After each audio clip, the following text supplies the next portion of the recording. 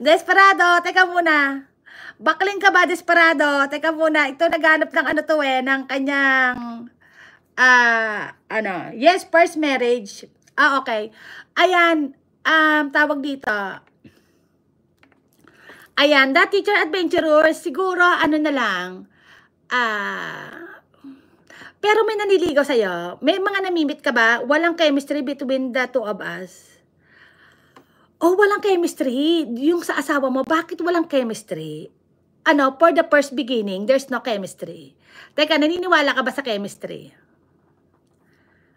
Naniniwala ka ba sa chemistry? Kasi ako, hindi ako naniniwala sa chemistry. Kasi minsan kasi yung chemistry na tinatawag, yung parang yung unang pagkikita mo, parang andun yung kilig.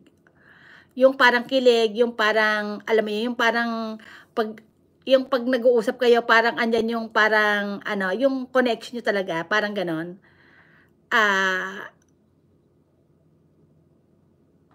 Parang feeling ko, yung chemistry kasi parang sa simula lang ng, parang yun tinatawag na, na honeymoon stage. Oo, kasi parang feeling mo yung siya na yun talaga. Siya na yung tao na para sa'yo. Kasi andyan nga yung kinikilig-kilig ka. Tapos parang napapasaya ka palagi, napapatawa ka. Pero parang dapat talaga isipin natin, hindi talaga yung tunay talaga na relasyon. Ang tunay na relasyon, pag nandyan na talaga yung pagsubok na sobrang hirap talagang tanggapin. Minsan andyan yung wala kayong budget, wala kayong, parang di kayo nagkakasundo sa mga bagay-bagay.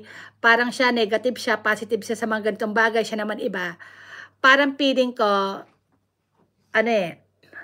etong si teacher, teka muna, walang chemistry between the two of us. Teka muna, pero may anak kayo, di ba?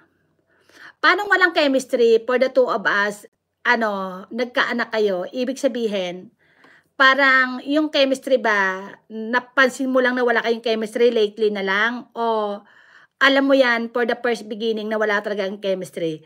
Bakit naganap ang pag-aasawa kung walang chemistry? The teachers. Parang sa love na teacher. Teka muna, ano ba to? Ano ba to? Ano ba to si Kapitbahay USA? May bayad ba to?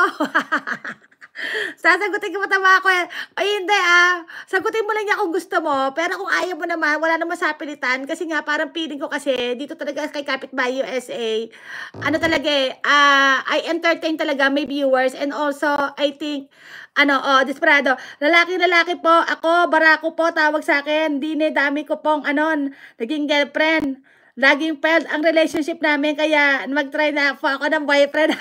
Okay. Ayan, iba ang ideas ko sa kanya. Ambition ako sa life, in life.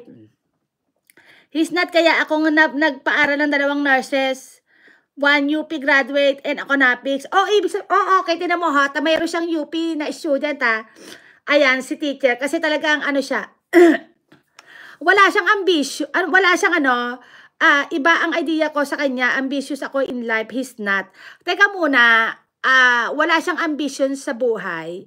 Ibig sabihin, ito bang ambition sa buhay na nakita mo sa kanya na wala siyang ambitious?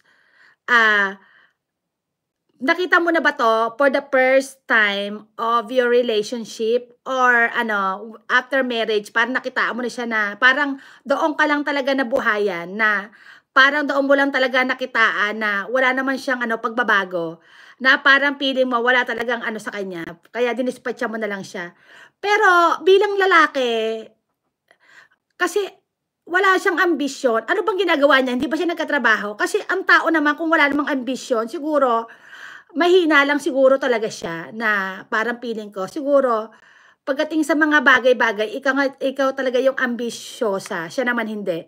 Pero siguro, may mga bagay-bagay naman siguro siya nagagawa. O wala talaga, as in tamad talaga.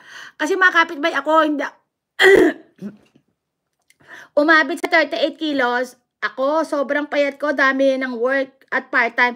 O ibig sabihin, ikaw talaga yung sobrang talaga nagkatrabaho. Siya talaga, hindi talaga siya nagtrabaho. Ibig sabihin, masasabi mo bang tamad siya o hindi talaga siya motivated sa mga bagay-bagay na, kasi dapat motivated na siya niya kasi may asawa siyang masipag at may mga anak na siya. Dapat motivated na siya kumilo sa mga ganoong bagay. Pero, ano ba yon? Tamad ba talaga? O Eto si Onin, etc. Palaasa sa iba, ako